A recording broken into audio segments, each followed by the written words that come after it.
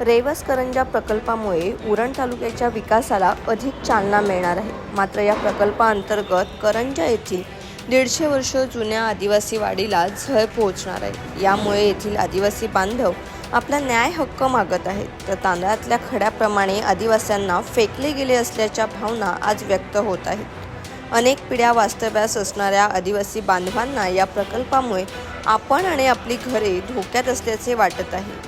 आमच्या मुलांची शांत झोप हिरावू नका, आम्हाला बिल्डिंग नको, आमची झोपडीच आम्हाला पाहिजे, असे येथील आदिवासी भगिनी ओरडून सांगत आहेत।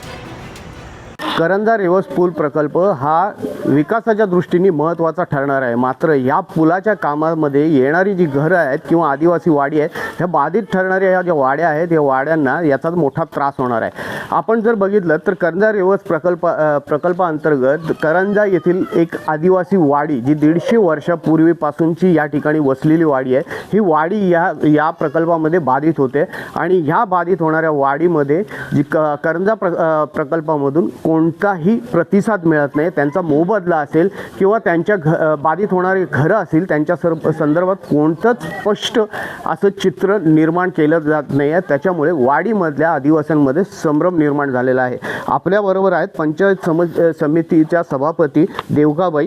काय वाडीची परिस्थिती आहे आता आणि करंजा रेवस प्रकल्पाचं जे काम चालू आहे त्याच्यामुळे तुमच्या वाडीला काय धोका निर्माण होतोय? धोका काय, आता जी विशाल वाडी झाली तिथं आम्हाला पण होऊ शकते। तिथं कशी घरं सगळी गेली, आता ते तोडल्यानंतर इथं ते बोलतात आम्ही तुम्हाला जाळी लावू। आता हा डोंगर मुरुम, आमचा मुरुम भाग आहे, इथंशी माती नाही की दगड नाही, तो जर ढासळला तर आमची वाडी राहणार आहे का जाणार आहे?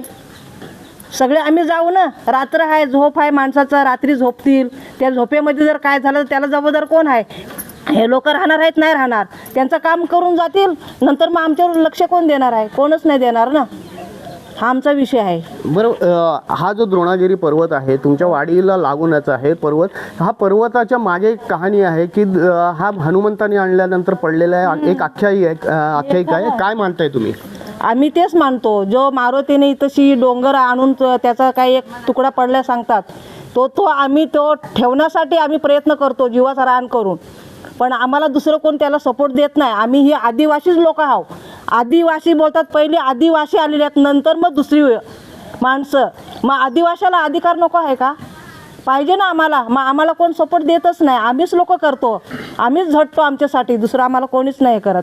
आता ह्या लोकांनी आमच्यासाठी उपयोग केला, गावामध्ये बोलवला, मिटिंगी घेतली, आम्ही असा करू तसा करू। आता आमच्याकडून जो रोड येते किंवा काय होतंय तर आम्हाला कोणी इथं साथीदार देत पण नाही ना, कोणी पण आमच्यासाठी काय विचार करत पण नाही। आता नक्की प्रशासनाकडनं तुमच्या काय मागण्या आहेत? प्रशासनाकडनं मागण्यात आम्हाला तुम्ही हा आमचा घरं ठेवण्यासाठी आम्हाला हिथंच जागा पाहिजे, आम्हाला दुसरं कुठं जायचं नाही। जो आमची भूमी आहे तीच भूमी आम्हाला पाहिजे।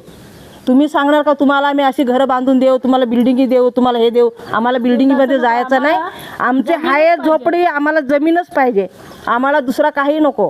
किती मोठा विकास झाला तरी माझ्या झोपडीतच मला राहायचं असं यांचं म्हणणं आहे। अनेक वर्ष तुम्ही या वाडीमध्ये राहताय, आता या वाडीवरती संकट आले, काय म्हणाल तुम्ही? आता काय संकट आला तर दूर करायला पाहिजे ना, संकट आला तर आपण साध्या मिळून त्यांना सांगायला पाहिजे। आता आम्हाला ते हे रोड चालू आहे, आता आम्ही लोक कुठे राहणार? हे जर उठवलं तर आम्ही जाणार कुठं? आज इथं आमच्या पिढी गेलेले आहेत, पिढी गेलेत, आदिमानव आदिवासी, बरोबर आहे। आणि आम्हा लोकांना चावलातला खडा कसा असते त्या पद्धतीने आम्हाला डोंगर भागाला फेकला गेलेला आहे।